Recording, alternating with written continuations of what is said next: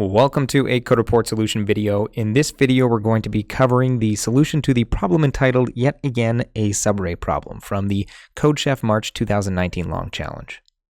The problem states you are given an array A1 through AN and an integer k for each subarray S, where the elements of S are AL to AR, where L is less than or equal to R, and they're within the bounds of 1 and n. Let's define an array B as S concatenated with itself m times, where m is the smallest integer such that m multiplied by R minus L plus 1 is greater than or equal to k. Next, let's sort B and define X as equal to the kth smallest element of B. We'll call that BK. And note that the length of your array B is going to be greater than the value of K. Then let's define F as the number of occurrences of X, the value we just calculated or found in our sorted array B, in S, which was our original subarray. Then subarray S is beautiful if F occurs in S at least once. And then the question asks us to find the number of beautiful subarrays of A. Two subarrays, AL to AR and AP to AQ, are different if L does not equal P or R does not equal Q. So that's very confusing. We're going to break this down when we look at the example. But before we do that, the constraints of the problem, T, the number of test cases, are going to be between 1 and 5. N, the number of elements in our original array A, is going to be between 1 and 2000. K is going to be between 1 and 10 to the 9. And the values that our elements of A, our array A, can take are going to be between 1 and 2000. So let's take a look at the example and see if we can break down what this problem is asking for. So we have one test case given by T, the first value on our first line here, and then we're given the first value here is N, the number of elements in our array A, and the second value is K, which is going to be sort of the, it's going to play into what we're looking for when we calculate X and when we calculate M. And so then we are given the values of all the elements in our array A. So our array A consists of 1, 2, and 3. And the answer for this problem is going to be 3. So somehow there are 3 beautiful subarrays in our array A. And CodeChef kindly, once again, gives us an explanation of this. So it says there are 6 subarrays, 1, 2, 3, 1, 2, 2, 3, and 1, 2, 3. The corresponding arrays B are 1, 1, 1, which is from 1, 2, 2, 2, which is from 2, and so on and so forth. And then it says 3 of these subarrays are beautiful, 1, 1, 2, and 1, 2, 3. For these subarrays, X is 1, 2, and 3 respectively, and then F is 1 for each of them, which exists in the original array subarrays that were stated here. So this is a little bit confusing to keep track of. So what we're going to do is put this in a table and walk through that again. So we have 6 subarrays here, 1, 2, 3, 4, 5, 6, and each of them consists of the following values. Note that subarrays have to be contiguous, meaning that all the elements have to be in a row. You can't just randomly choose them. And so here what we're doing now is, so remember that K is equal to 3, and so we need to calculate M, which is going to be the number of times that we need to concatenate S with itself in order to get the length of our resulting array B greater than or equal to K. So when we have, for our first 3 subarrays, a length of 1, we need to multiply this 3 by 3 in order to get the length of this resulting subarray to be greater than or equal to K, which is 3. When the length of the next 2 is equal to 2, we need to multiply this by 2, which will result in our array B having length 4, which is the smallest number we can multiply by to get it greater than or equal to 3. And then for the last subarray, it's already equal to 3, so the multiplier here is just 1. Then the next thing the problem says is it wants us to find the kth smallest element of our array B. So what they tell you to do is to sort it and then to just look at the kth element. And then we're going to call that value X. So you can see here that X is just the kth column of all these sorted array Bs, sorted arrays B. So 1, 2, 3, 2, 3, 3. You can see that matches the value of X, 1, 2, 3, 2, 3, 3. The next step is it says, okay, go back to your original array, subarray S, and see how many times this value X occurs in that subarray. And funnily enough, every single, well, because each of the elements, I guess it's not that funny, each of the elements in our subarrays are unique. Each of these values only occur one time, which we're going to call f. So f is the occurrences of x, where x is the kth smallest value in our sorted array B. And then the final step of this sort of series of operations that we need to do is to see if this value f is in our original subarray f. Or S, sorry. So if f is in S, that means that we have a beautiful array. So because we're always looking for the number 1, we'd basically just have to go back to our subarrays and see which one of these contain a value 1. The first one does, the fourth one does, and the very last one does. So you can see here, yes, yes, and yes. These are the beautiful subarrays, and that's what gives us the value 3. So hopefully you followed. If not, maybe just skip back the 2 minutes that it took me to walk through that. But there's a lot going on, but it's actually pretty straightforward in terms of each individual operation. There's nothing too complicated that's going on here. It's just that there are a bunch of operations in a row that we need to do. So how do we go about solving this? So just to have a legend of sort of what everything is here, we have m being the minimum multiplier to get the length of our subarray greater than or equal to k. Sorry, there should be an or equal to. X is the kth smallest element of B, or just the kth element of sorted B.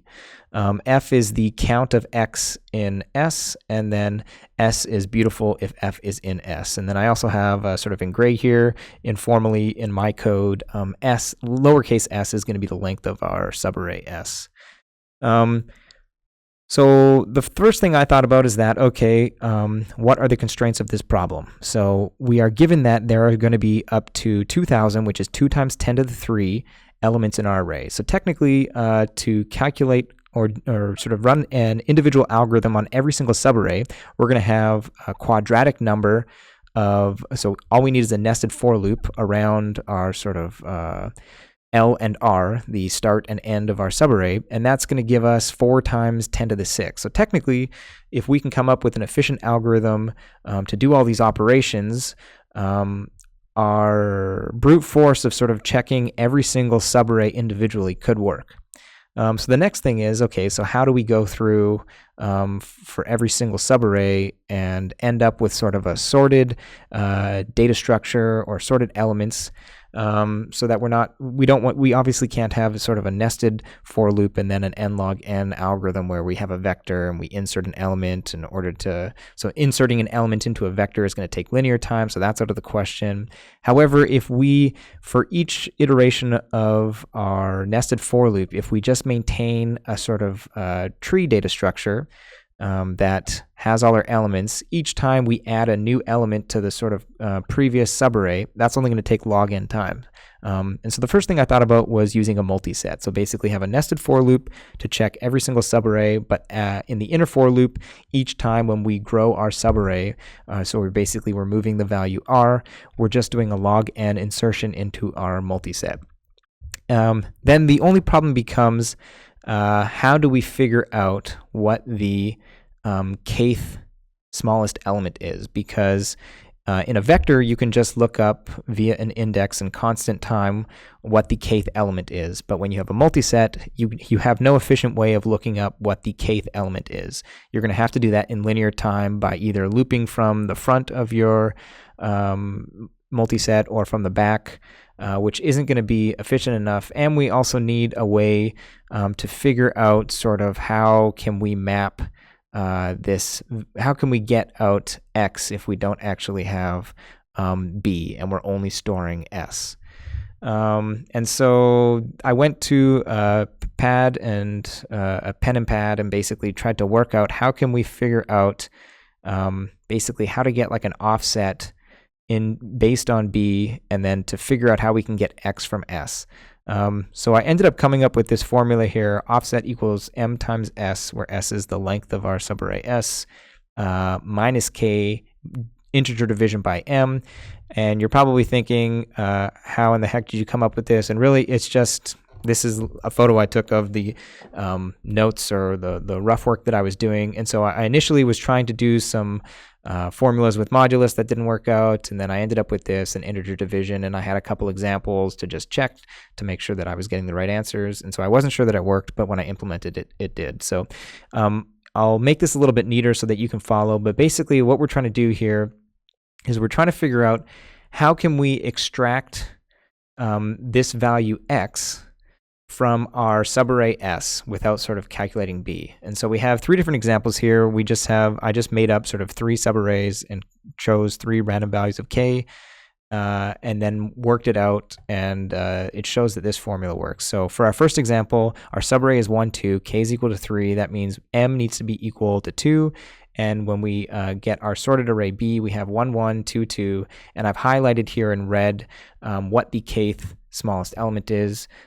So this is 2, so x here is 2, and so basically we want to find a mapping from this value 2 from our subarray S. And basically what you have is if you take the length of B, which is just going to be M times the length of S or lowercase s, and then subtract K, you basically get the length of all of the black numbers to the right of your red numbers. So that's going to be 1. And then when you integer divide this by M, you'll end up with an offset, which will give you the element looking from the end. So basically the 0th element from the end is 2. So that works. And if we check this for the other 2, they work as well. So we have the subarray 1, 2, 3, 4, K equal to 5. In order to get the length of S greater than 5, greater than or equal to 5, we have to have a multiplier of 2, which then gives us this sorted array B. If we look at the 5th element here, 3, that is our value of X. And so we basically want to make sure we have a mapping of an offset of 1. And so if we use our formula that I was sort of playing around with, M times S is going to be 8 in this case, K is equal to 5, which gives us 3, and M here is 2, so when we integer divide 3 divided by 2, we get 1, which is exactly the offset that we need here. And for our last example, we have our subarray 1, 2, 3, K equal to 7. In order to get the length of S to be greater than 7, we need to multiply this 3 times, which gives us the following sorted array B. If we look at the 7th element of this sorted array B, we get 3. And then once again, we plug in M times S, which for this is going to be 3 times 3, which is 9, minus K, which is 7, equals 2. And when we integer divide 2 by 3, we get 0, which is going to give us the last element of our subarray S, and we're good to go. So hopefully that made sense. But basically, just to recap, by writing out these examples, we can see what the kth smallest element of our sorted array B is. But we're not going to have B. We're only going to have S during our solution. And so we need to find a way to extract X from S, knowing that we're basically going to be duplicating these values in here.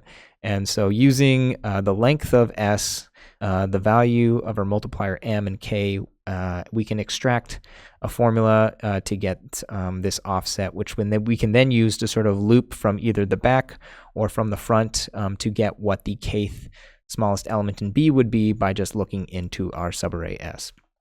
So hopefully that made sense. And from there, we have 2 more insights that we need to make. So after I implemented this, I wasn't getting a fully passing solution, and I sort of alluded to it just earlier. And the first thing we need to note is that sometimes it might be faster to iterate from the front. So the offset here is with reference or respect to the end of the array.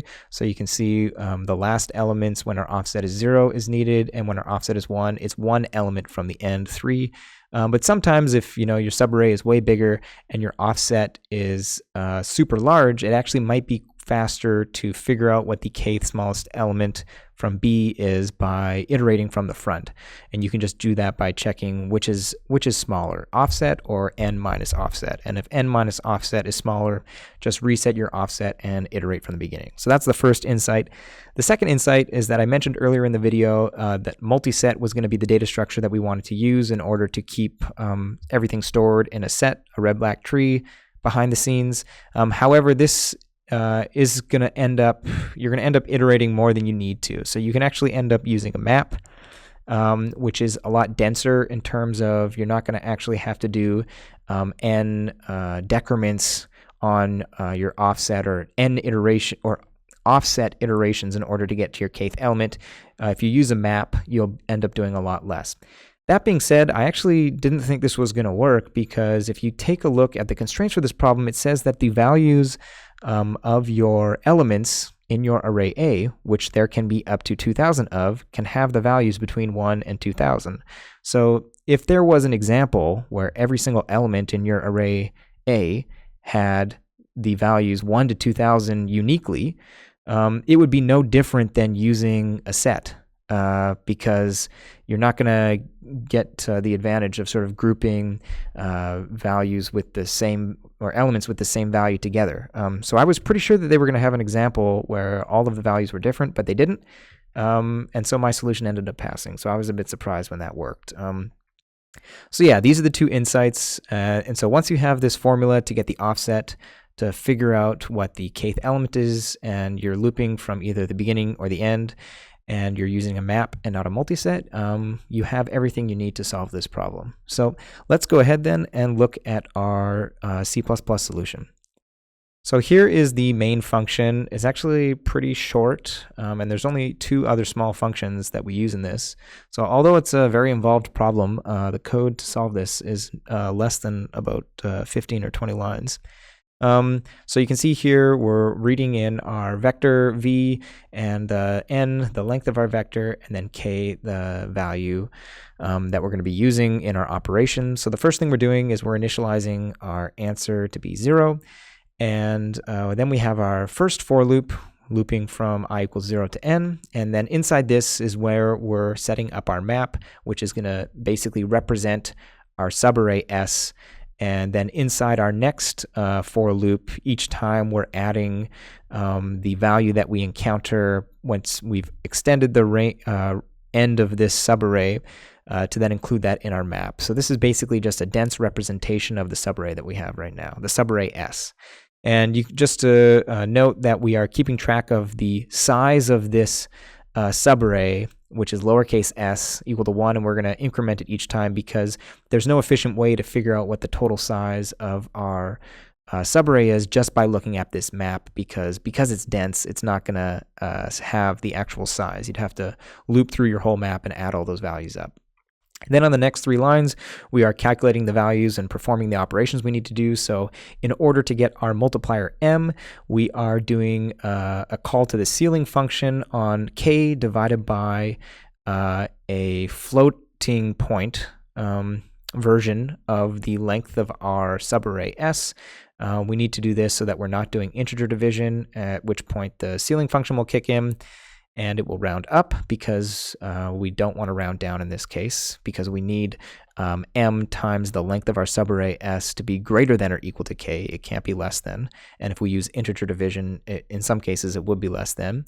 Then we're using our formula that we worked out to calculate the offset, which is just m times s minus k. And here we do use integer division because we want to round down. And then we're calculating f, which we use this calculate f function, which we're passing our map to, and we're passing s, the length of our subarray, which is represented by our map, and then our offset. So we'll take a look at this function in a second, but basically assume that we get f correctly. Then all we need to do is go back to our map and count, or make a call to count to see if f exists in our subarray, which is represented by our map. And if it does, we do a post increment to answer. And then once we finish all this, we just return answer and we're good to go. So let's go take a look at our calculate f function. It's pretty straightforward. This just shows whether we're iterating from the back of our map or from the beginning based on offset. So like I said, if offset is less than n minus offset, that means it's more efficient to iterate from the back. So we just make a call to this get kth element count. So we're looking for the kth smallest value, and then we want to return how many times that value exists. And so we're passing it a reverse iterator here and the offset. And in our else condition where offset is greater than or equal to n minus offset, we reset our offset to be equal to n minus offset minus 1. and then we make a call to get kth element count, passing a regular iterator and our new offset value. And if we take a look at this get kth element count function, it's pretty straightforward. It's templated so that it can take both the reverse iterator and the regular iterator, and it takes the offset. And we just have a while loop here that basically says while our offset value is greater than or equal to the current count of whichever value that we are looking at, we want to decrement minus equals our offset by that count of the value and then move on to the next value. So basically, if we've got an offset of 5 and then the first value, say it's 1, occurs 4 times, we're going to subtract 4 from our offset 5, giving us a value of 1, and then we move to the next value, which might be 2. And in this case, if there's 1 or 2 or 3 2s, we're going to know that this is our value that we want to stick with. So at this point, we return the count. That's why we have element count. So if we were returning the iterator, we could call this function get kth element. But ultimately, we just need the count of this, which is what f is. So we just return the second in our key value pair here.